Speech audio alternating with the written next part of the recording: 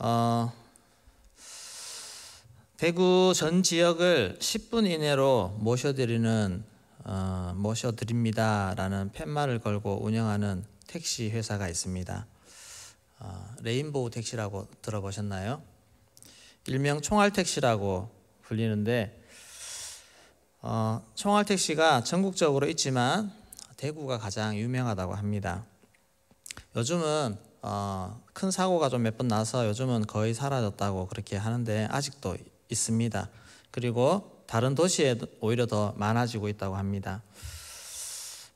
총알택시, 태우면 거의 총알처럼 그렇게 날아간다고 합니다. 한번 타보시기 바랍니다.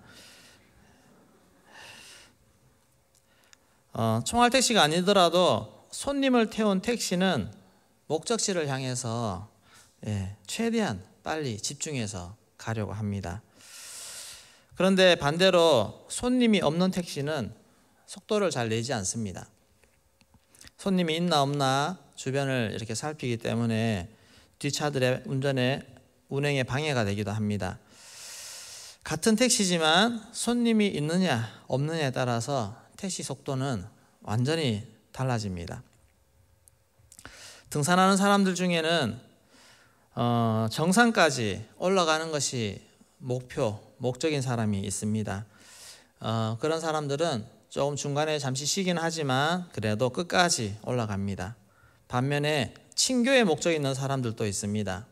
이런 분들은 올라가다가 힘들면 쉬엄쉬엄 하다가 그냥 중간에 좋은 자리를 깔고 앉을 수 있습니다. 거기서 꼭 저기까지 가야 되나 그냥 쉬러 왔지 그러면서 음식을 먹고 있다가 정상 갔다가 내려오는 사람들하고 같이 또 중간에서 내려옵니다. 목적이 무엇이냐가 너무너무 중요합니다. 나에게 목표가 있느냐, 목적이 있느냐.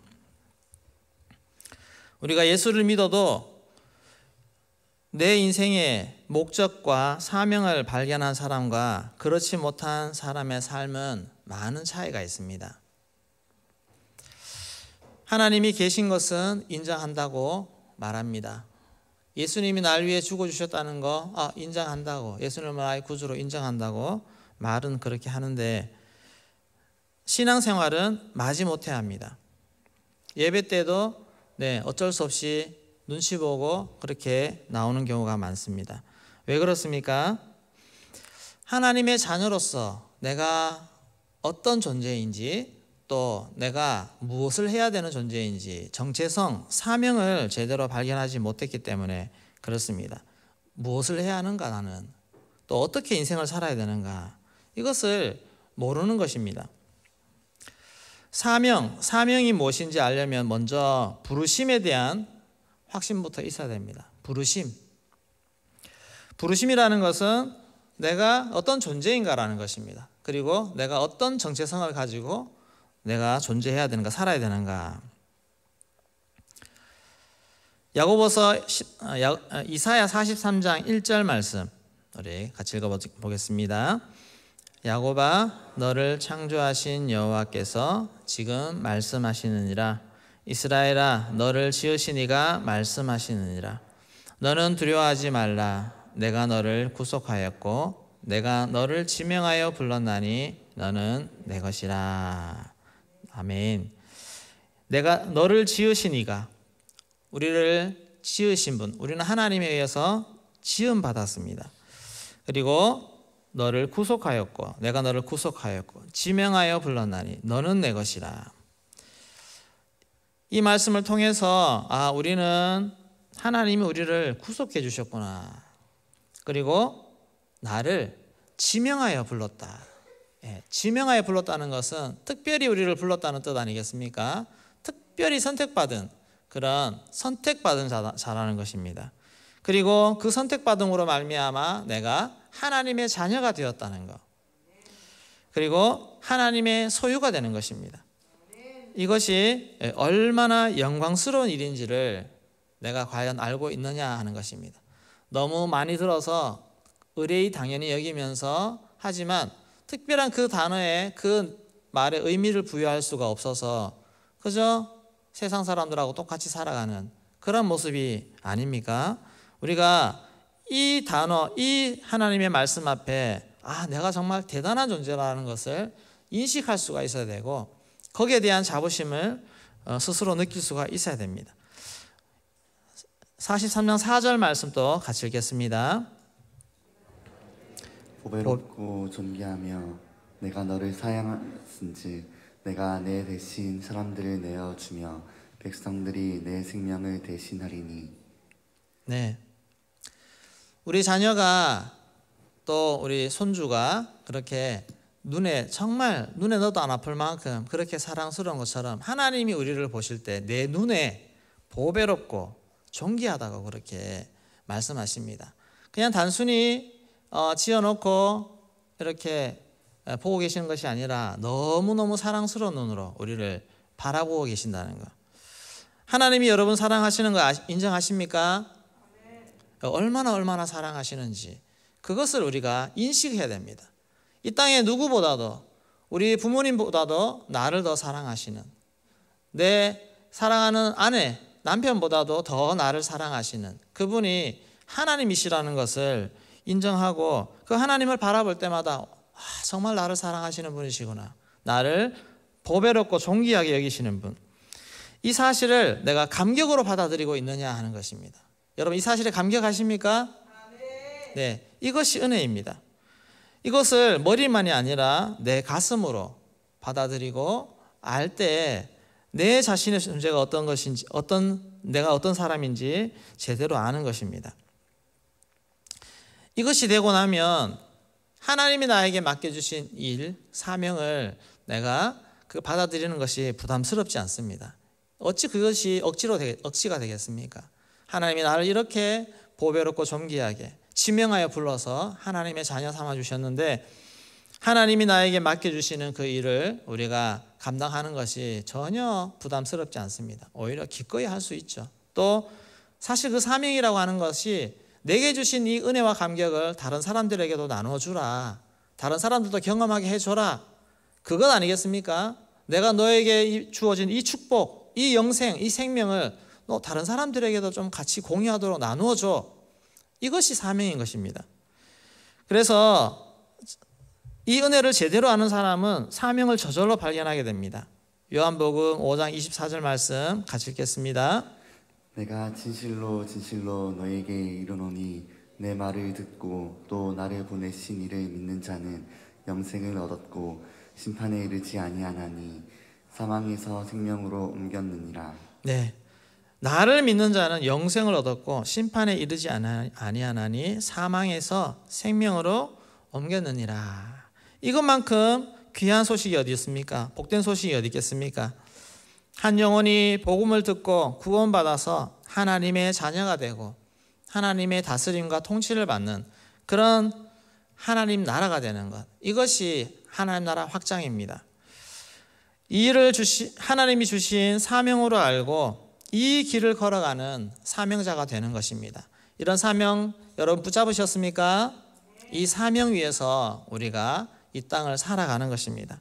세상의 생명의 복음을 세상에 전하는 복음의 증인으로서 그렇게 헌신하며 오늘 하루도 살아갈 수 있기를 소망합니다. 하나님이 내게 직장 보내신 것 그냥 먹고 살기 위해서 돈만 벌라고 그렇게 보내신 것이 절대로 아닙니다. 그곳에서 하나님이 나에게 사명을 맡겨주셨습니다. 거기에 접하는 예수 믿지 않은 영혼들을 이렇게 복음을 전하라고 하나님이 거기에 보내셨다는 것을 꼭 기억하시고 내가 말을 한마디 하더라도 행동을 하나 하더라도 이 일을 통해서 내가 복음을 전한다는 것, 그렇게 기억하시고 여러분 기도하면서 그 사명을 잘 감당할 수 있기를 소망합니다.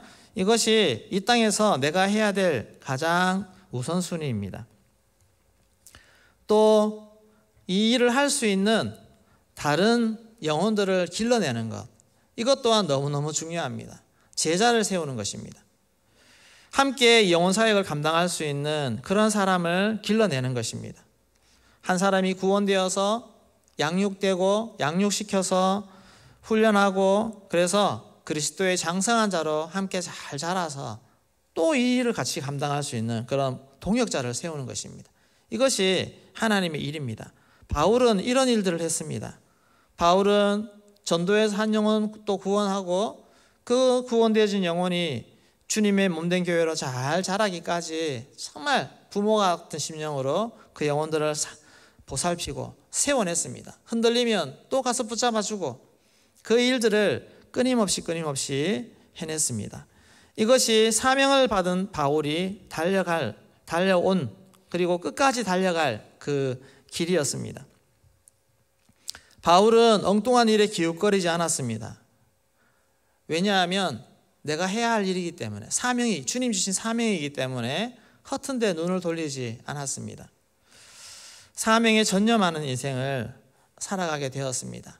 여러분, 이 사명은 목회자에게만 주신 것이 아닙니다. 우리 평신도들도 하나님의 자녀라면 동일한 사명을 우리에게 주셨습니다. 하나님께서 내게 주신 이 구원을 또 다른 사람에게 전하고 복음 전하는 사명 우리 모두가 받은 줄로 믿습니다. 아멘. 이 일에 우리가 함께 달려가는 것입니다. 그래서 항상 우리는 내가 얼마나 했느냐가 중요한 것이 아니라 내가 해야 할 일을 위해서 더 한 걸음 한 걸음 끝까지 나아가는 그런 마음으로 살아가야 됩니다. 바울처럼. 빌립보서 3장 13절 14절 말씀을 같이 읽겠습니다. 형제들아, 나는 아직 내가 잡은 줄로 여기지 아니하고 오직 한 일, 즉 뒤에 있는 것은 잊어버리고 앞에 있는 것을 잡으려고 둯대를 향하여 그리스도 예수 안에서 하나님 위에서 부르신 부름의 상을 위하여 달려가노라. 아멘. 내가 이만큼 했으니까 이제 그만해도 되지 않겠습니까? 예, 그런 거 없습니다. 우리 하나님 앞에서는 주님 부르시는 그날까지 이 일을 감당해야 됩니다. 지금 내가 얼마나 많은 영혼들을 구원했는데 또 많은 영혼들을 보살폈는데 그거는 다 잊어버려라. 지금이 중요하다. 지금 너가 더 얼마나 사명 위해서 애쓰고 한 영혼을 기도하고 돌보고 그렇게 하고 있니 하는 것입니다. 푯대를 향해서 우리의 목표는 주님 나라 갈 때까지 그때까지 우리 이 사명을 놓지 않는 것입니다. 흐트러뜨리지 않고 끝까지 이 길을 달려가는 이것이 우리의 사명입니다. 여러분, 기도하는 거 주님 나라 갈 때까지 포기하지 않고 하나님 앞에서 열심히 기도할 수 있기를 소망합니다. 기도할 수 있는 하나님 힘을 주시고 은혜 주시고 능력 주시고 체력 주시고 건강 주셔서 우리가 맡은 사명을 감당할 때 하나님이 다 공급해 주시는 은혜 주실 줄로 믿습니다. 어제 인터넷 잠깐 보다 보니까 좀 서글픈데 사랑하는 아내가 나이가 들어가지고 이제 치매가 걸렸는데 자꾸만 남의 물건을 이렇게 가져온다고 합니다. 그래서 치매 걸린 초기인데 그것을 몰라가지고 자꾸 아내를 험담하는 그런 분위기를 보고는 남편으로서 되게 속상했다고 하는 그런 기사를 봤는데, 왜냐하면 이 아내가 지금까지 다른 사람들을 먼저 섬기고 도와주고 그렇게 해왔던 사람인데 치매 때문에 그런 걸 보니까, 그리고 또 주변 사람들이 그걸 몰라주고 막 오해하고 욕하고 이런 걸 보니까 마음이 너무 짠하고 아프다는 것입니다. 그러면서 자기가 끝까지 지켜주겠다고 하는 그런 기사를 봤는데 인간적으로는 참 감동이 되는 글이지만 좀 너무너무 서글픈 그런 것이었습니다. 우리 하나님 앞에서 사명 맡은 자들이 이런 치매 이런 거 절대 침범 못하고 주님 나라 갈 때까지 말짱한 정신으로 하늘나라 일할 수 있는 그런 은혜를 하나님이 주실 줄로 믿습니다. 기도하고 사명 감당하면 끝까지 건강하게 맑은 정신으로 하나님 앞에 기도하고 영혼 사역하고 그렇게 주님 나라 가기를 소망합니다. 고린도전서 9장 24절 25절 말씀 같이 읽겠습니다. 운동장에서 다름질하는 자들이 다 달릴지라도 오직 상을 받는 사람은 한 사람인 줄을 너희가 알지 못하느냐. 너희도 상을 받도록 이와 같이 다름질하라. 이 길을 다투는 자마다 모든 일에 절제하나니 그들은 썩을 승자의 관을 얻고자 하되 우리는 썩지 아니할 것을 얻고자 하노라. 아멘. 운동하는 자가, 경기를 임하는 자가 우승하기 위해서, 이기기 위해서 얼마나 자신을 잘 컨트롤하고 관리를 합니까? 운동선수로서 최고가 되기 위해서는 가장 첫 번째 덕목이 자기 관리입니다. 자기 절제. 철저하게. 그렇게 해야만 세계에서 뛰어난 사람이 될 수가 있습니다. 그것처럼 우리도 하나님 앞에서 달려갈, 하나님 사명을 위해 달려갈 자가 우리 자신을 절제할 수 있고 자신을 다스릴 수 있는 그런 모습으로 하루하루를 살아가기를 소망합니다. 뭐에 대해서 절제합니까? 우리가 엉뚱한 데 마음을 뺏기지 않는 것입니다. 또 우리 앞에 놓인 죄의 유혹 앞에, 또 여러 가지 온갖 유혹들 앞에서 우리 자신을 지켜내는 것. 우리 때로는 눈을 감아야 되고 때로는 발걸음을 막아야 되고, 그런 여러 가지 우리가 하나님 앞에서 사명자로서의 절제하는 삶을 살아가야 됩니다. 썩을 면류관을 얻고자 하는 운동선수들도 자신을 절제하고 다스리는데 하나님이 주시는 그 영광스러운 면류관을 위해 달려가는 우리가 어찌 우리를 살피지 않을 수 있습니까? 이런 것을 알고 하나님 앞에서 자꾸 뭔가 못한다 이렇게 얘기하지 마시고 스스로 절제하는 삶을 살아가기를 소망합니다. 스스로 영광된 목표를 향해서 스스로 하나님 앞에 절제하고 자신을 지켜가는 그런 성숙된 사명자의 삶을 이제 살아갈 수 있기를 소망합니다. 자꾸 뭘 못하게, 그게 아닙니다. 목적이 분명한 사람이 되어야 됩니다. 바울은 전 세계를 다니며 수많은 어려움과 위협 속에서 복음을 전하는 삶을 살았습니다. 그런데 바울은 그런 삶이 너무 기뻤습니다. 너무 행복했습니다. 죽기까지 사명을 감당하겠다고 그렇게 하나님 앞에 자신을 드렸습니다. 바울은 세상적으로도 많은 것을 가진 사람이었습니다. 정말 많은 것, 인간적으로 자랑할 것이 너무 많은 사람이었는데 오히려 그런 것들을 하나님 나라 사명에서 기꺼이 다 내어버렸습니다. 다 하나님 앞에 내어드렸습니다. 그리고 복음만을 위해서 온전히 삶을 드리는 그런 사명자의 삶을 살았습니다. 왜냐하면 이 복음이 가장 중요하기 때문에 그렇습니다. 이 땅에 가장 필요한 것은 복음인 줄로 믿습니다. 복음으로 살아가는 우리가 되기를 소망합니다. 로마서 1장 17절 말씀 같이 읽겠습니다. 복음에는 하나님의 의가 나타나서 믿음으로 믿음에 이르게 하나니 기록된 바 오직 의인은 믿음으로 말미암아 살리라 함과 같으니라. 아멘. 복음에는 하나님의 의가 나타나서 믿음으로 믿음에 이르게 하나니 구원도 되어지고 또 더 깊은 믿음으로 나아가게 하는 것, 이 복음입니다. 오직 의인은 믿음으로 말미암아 살리라. 우리 마지막으로 오늘 본문 말씀 사도행전 20장 24절 말씀 같이 읽겠습니다. 내가 달려갈 길과 주 예수께 받은 사명 곧 하나님의 은혜의 복음을 증언하는 일을 마치려 하면은 나의 생명조차 조금도 귀한 것으로 여기지 아니하노라. 아멘. 바울은 예루살렘에 가면 자기가 잡힐 것을 알았습니다. 그럼에도 불구하고 그 길을 멈추지 않았습니다. 왜냐하면 하나님이 주신 사명이기 때문에 그렇습니다. 우리 앞에 때로는 사명의 길을 가면서 세상적으로 불리하고 오히려 내가 뭔가를 포기해야 되고 손해봐야 되고 그런 상황이 놓였을 때 여러분 그 길을 포기하지 않고 그 길을 돌파해 갈 수 있는 그런 사명의 사람이 되기를 소망합니다. 세상에서 하나님의 사명으로 사는 사람이 다 이익받을 수 없습니다. 때로는 손해봐야 됩니다. 그러나 그걸 통해서 하나님의 일들이 이루어지는 그런 삶을 사는 것이 이 땅에서 사명자의 삶인 줄로 믿습니다. 그 은혜가 항상 나를 붙잡아서 기쁨으로 또 주저함 없이 주의 길을 달려가고 나로 말미암아 영원히 살아나는 역사가 나타나기를 소망합니다. 나로 말미암아 복음이 전해지는 역사가 나타나기를 소망합니다. 나의 행동 하나, 나의 배려 하나, 나의 말 한마디, 따뜻한 말 한마디가 세상에서 복음을 알지 못해서 그렇게 고생하고 고통당하며 그렇게 있는 영혼들에게 생명을 전할 수 있는, 하나님의 사랑을 전할 수 있는, 그들을 주께로 인도할 수 있는 그런 나의 삶이 되어지기를 소망합니다. 오늘 또 나의 영혼들을 향한 그 기도 하나가 우리 성도님들 아직 복음을 깨닫지 못하는 정체성과 사명을 제대로 발견하지 못하는 우리 함께 있는 성도들 중에도 그런 지체들 많습니다. 그런 영혼들을 위해서 나의 중보와 나의 관심이 그 영혼들을 살아나게 하고 성장하게 할 줄로 믿습니다. 그렇게 오늘 또 기도 시간을 하나님 앞에 올려드릴 수 있기를 소망합니다.